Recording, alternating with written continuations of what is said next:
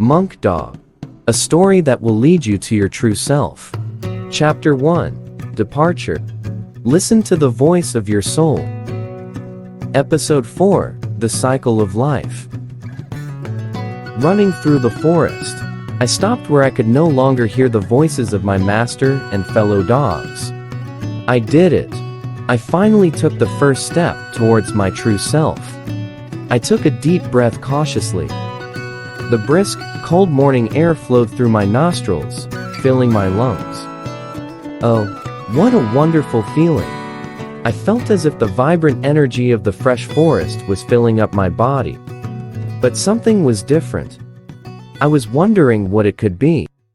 The rich scent of the forest, the rustling sounds of the trees, the sparkling sunlight.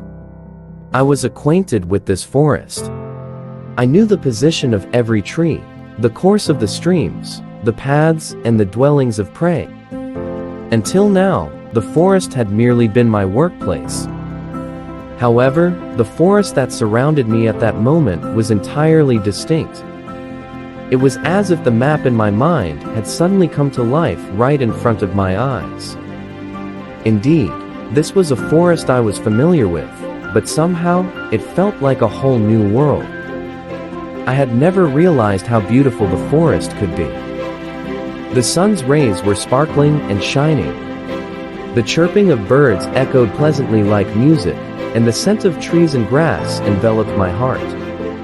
I was now feeling the forest and becoming one with it. Is this the freedom Darsha was talking about?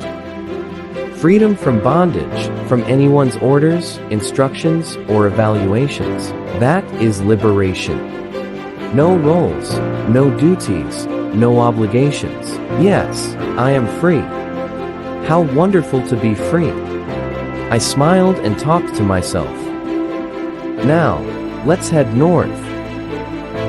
I knew I was headed north. I started walking, but then stopped suddenly. This is not good. On the way to Mount Belen, I have to pass through the northern valley. That was the place where Galdos held sway. Galdos, the mighty wild boar, appeared as unbreakable as a rock.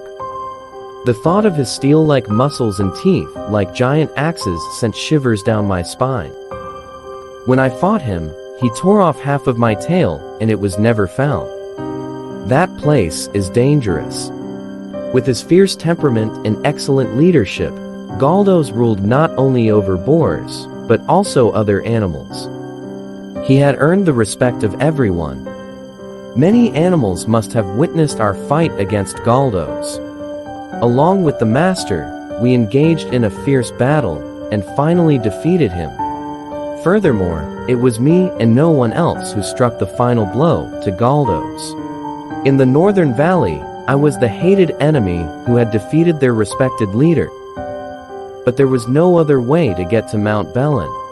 Right now, I have no companions. I am all alone. I have no choice but to proceed carefully, cautiously, and with vigilance. If I were found out, it would be over.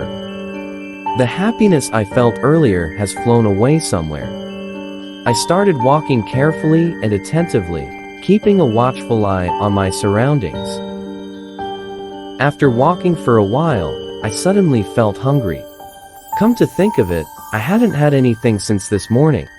I didn't feel like touching the breakfast this morning, and didn't have a bite. Maybe I should have had it. Maybe Harry was right. How easy it used to be to have a meal at a fixed time and place. From now on, I'll have to find food on my own. Can I really manage that? What if I can't catch any prey? What if I starve to death? These thoughts were filling my chest with anxiety. Could it be that I took Darsha's words too seriously and acted recklessly? A sense of regret was already welling up in my heart. But I had no choice but to figure things out on my own. Right, I have to do it myself from now on.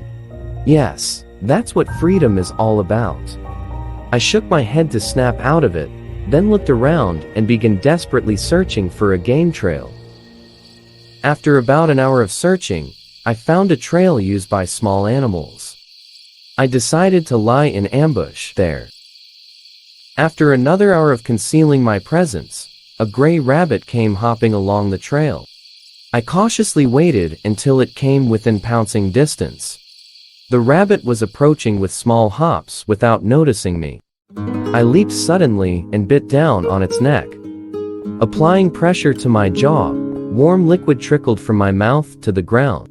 The rabbit struggled for a while, but soon gave up, as if it had resigned itself to its fate. Slowly opening my mouth, I dropped the rabbit onto the ground. For the first time in my life, I had taken a life for my own survival and to feed myself. I couldn't help but speak to the rabbit. "I'm sorry, but if I don't eat you, I will die." The rabbit opened its eyes wide in surprise and spoke painfully. Huh, you're a peculiar one. You're going to eat me anyway, aren't you? Well, that's fine. Never mind. I'm going to die here. And you'll eat me. I guess it was destined to be this way. My life will become a part of your life. My life and your life will become one. You will die someday too, and be eaten by someone. That's how this world is connected. That's how it works. The only ones not connected are those humans. The fact that you aren't with humans is my only solace. So, go ahead and finish me. Saying that, the rabbit closed its eyes. I had never even thought about something like this before. Becoming one with what we eat. Our lives unite with other lives. Even if our bodies die, our lives would go on. Then what on earth have I been eating so far? What about the prey I've killed? I delivered the final blow to the rabbit and started eating it. As I ate, something warm welled up from deep within my chest. In this world, everything is connected. There is a grand interconnection, a great flow of life. Me and this rabbit, and all of us are in the cycle of life. Thank you. Thank you. Tears streamed down, blurring my vision. Because of that, I couldn't see ahead anymore. I have to live firmly, not just for myself, but also for the rabbit that had become a part of me. That is my responsibility to the rabbit's life. Maybe living is about fulfilling our responsibilities to life. With renewed determination, I started walking again. By nightfall, I had finally approached the northern valley. It would be dangerous once it got dark. So I decided to enter the northern valley after dawn. Looking around and searching for a place where I could conceal my presence. I found a large rock that jutted out and a spot where I could hide among the thick branches and leaves. Alright, I'll rest here tonight. I quickly drifted into a deep sleep.